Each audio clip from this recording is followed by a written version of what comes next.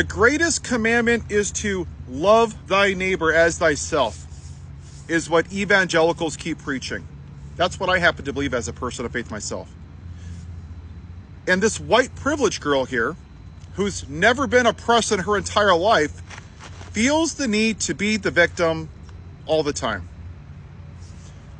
What laws has the man who sexually abuses women affected me? Me. Adriana Smith isn't here. They forced her corpse to stay alive for months because of your pro-life policies. Amber Thurman isn't here anymore because they refused to give her the health care that she needed. Women have a 50% increased sepsis rate in the state of Texas because health care was taken away from them. Officer Sitnick isn't here because the man that you voted for, the Antichrist, watched for 3 hours while he sat on his fat ass changing diapers. The insurrection on January 6th. 3 other officers on January 6th unalived themselves because of the PTSD that was caused. Many officers on January 6th lost fingers, eyes, PTSD, crushed vertebrae. They're disabled. They can never work again. Children with autism no longer have the help in schools because the Department of Education has been dismantled. Women in concentration camps have lost their babies, their pregnancies. A 75-year-old man has lost his life, sadly, because of the conditions. These people in concentration camps are handcuffed, having to eat off of paper plates on the floor. They're drinking out of toilets. They get 2 showers every week. That's it. They're handcuffed when the cops don't think that they're acting appropriately and left out in the sun so mosquitoes can get to them. Due process is being taken away from people. Immigrants are being sent to countries that they didn't even come from.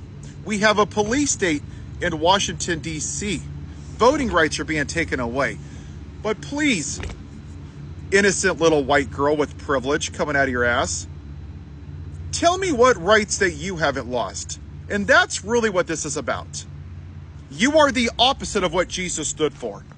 You want to talk about abortion? Sure, let's talk about abortion. Did God stop Adam and Eve from eating the forbidden fruit? Why? Free will. Did he stop the Holocaust? World War I? World War II? Did he stop Black Wall Street? Did he stop Jim Crow? Segregation? The unaliving of Native Americans? Why? Free will. See, ignorant white people like you live in their privilege. Yeah, I know what color I am, but I can at least admit what this country is. You still want to benefit from it. You want to put your head up your backside and act like it's this great country. This country has never been great for everybody, Karen. It was designed by racist founding fathers that owned black people, that said that black people were worth 3/5 of a person. Such a Christian nation. Black people couldn't even worship God in the same church.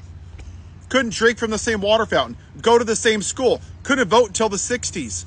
Even now, people like you are so racist that you just couldn't stomach a black woman because she was too smart. So you went back to the man who cheats on his wife, who assaults women, who goes into little girls' dressing rooms, who goes on Epstein Island with little girls. Disgusting. January 6th, 34 felonies. Somehow because he's white, he gets a pass, and praise Jesus in your white little privilege, circle it around like a dumbass. This is why we're here, America. Because Karens like this want to maintain their white privilege. They think that if it's equal for everybody, that somehow her whiteness is going to be deregulated or devalued. And she doesn't want to give that up. She wants to buy into the patriarchy. She wants to make little babies for her husband and rub his feet and eat bonbons and act like a good little white wife. That's what this is. It's selfishness. She doesn't give a damn about anybody else. Literally the antithesis of what Jesus stood for. Love thy neighbor as thyself. And all they care about is themselves. If she was in a neighborhood with 10 people and her life was better, she would vote for that person and wouldn't give 2 damns about her neighbors that were living in poverty because it didn't affect me.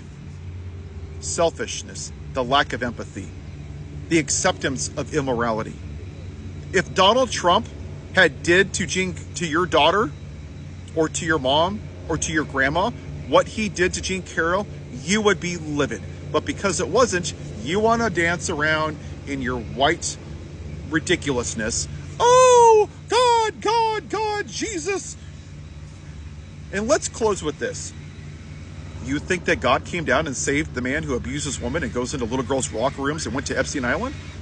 Where was God during the Holocaust? The World Wars? Jim Crow, segregation, the Native Americans, Parkland, Uvalde? Where was God? Oh, but then he comes down and saves this guy's ear? The Antichrist? That's your guy, huh? That's the God that stood by during all those atrocities, but he came down because he was saved by God. That's what you believe. Not the innocent kids in Uvalde or Parkland or Sandy Hook. None of them, right?